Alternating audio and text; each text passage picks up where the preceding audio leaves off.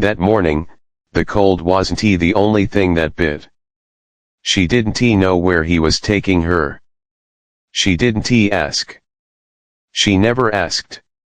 She just sat there, trembling, exhausted from giving birth, yet still wagging her tail, still believing in him. He parked the car deep in the woods, not a soul around. And when he tied the rope around her neck, she looked at him not with fear, but with eyes that said, "I trust you. I'll follow you anywhere." And in that moment, he broke something that could never be fixed.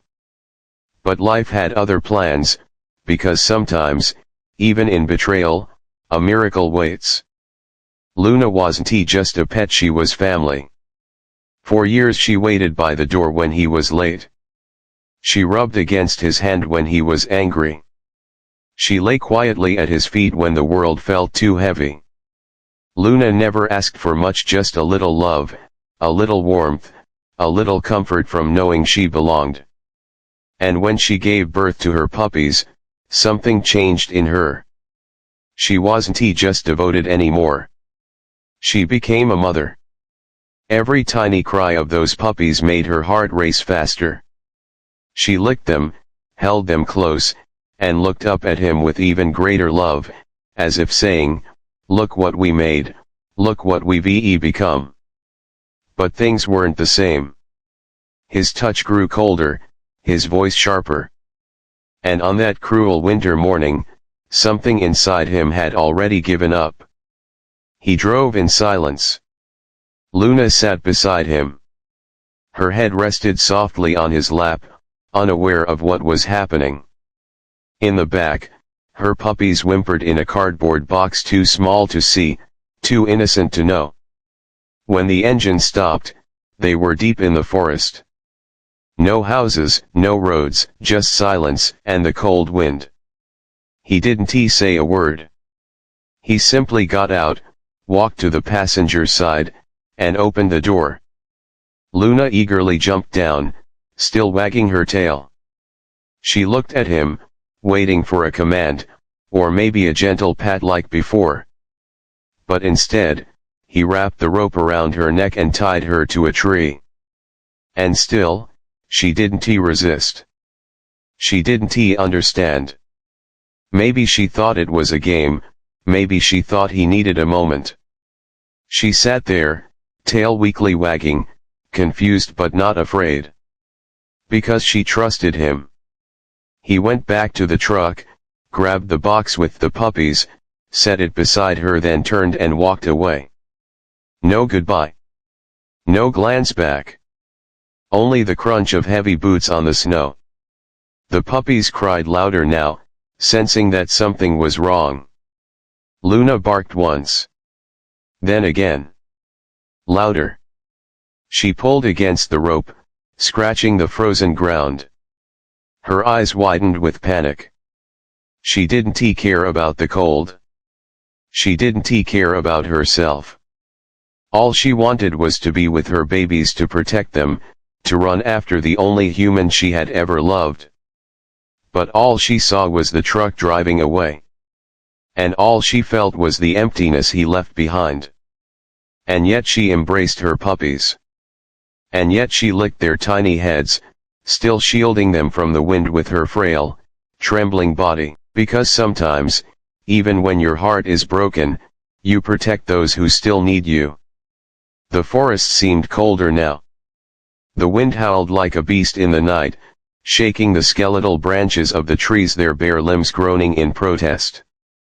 Luna's body trembled, not just from cold, but from something much deeper. The rope around her neck grew heavier with every breath. She could barely hold her head up. Her once beautiful fur was matted and dirty. Her muscles weakened. Hunger gnawed at her sharp and cruel, devouring every thought. She hadn't eaten in days, barely even drank. But her focus wasn't on herself.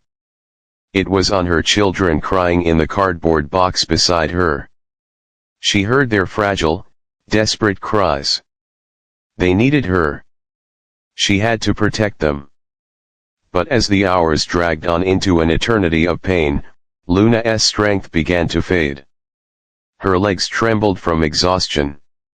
Her body weakened even more. The cold pierced her like 1,000 needles. Her once bright eyes, full of life and hope, now clouded with fatigue and fear. And then the shadows shifted. It began with the faintest rustle in the underbrush. Luna's ears perked up.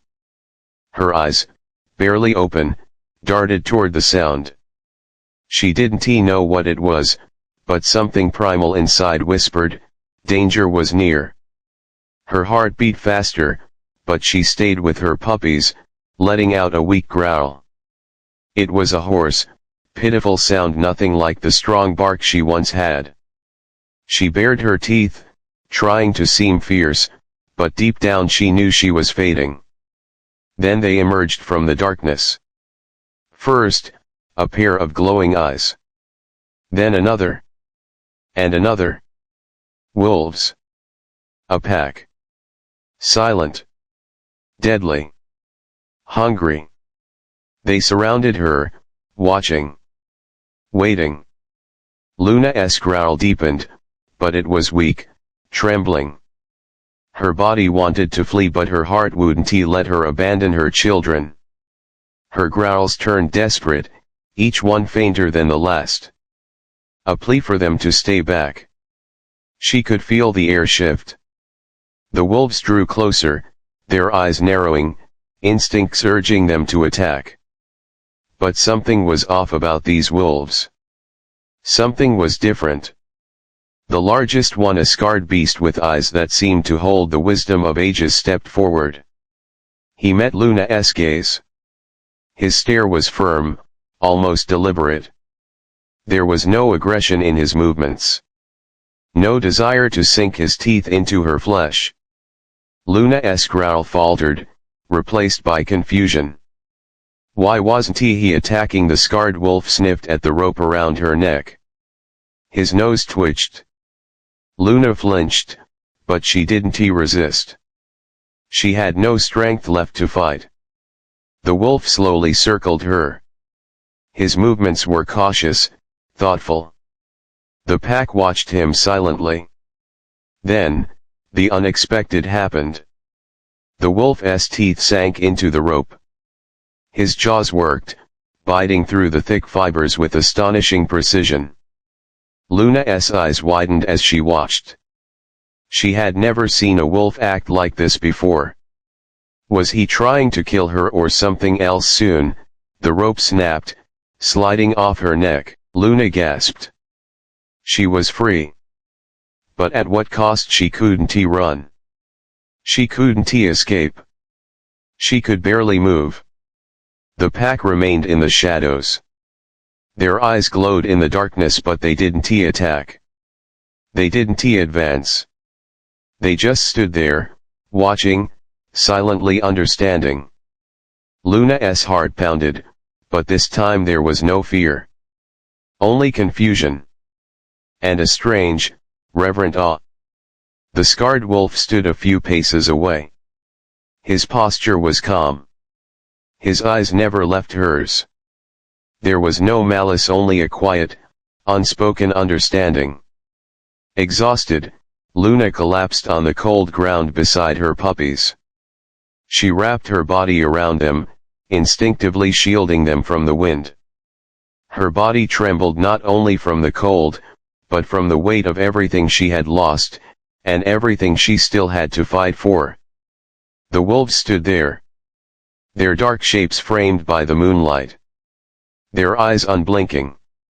They didn't move closer. They didn't threaten. They simply watched. Luna closed her eyes, too tired to fight anymore. For the first time since her betrayal, she felt something unfamiliar, a strange, aching relief. They hadn't come to kill her. They hadn't come to harm her. They had come to witness her pain. And in that quiet moment, something shifted inside her. Luna didn't have to fight anymore. Not tonight. The wolves understood.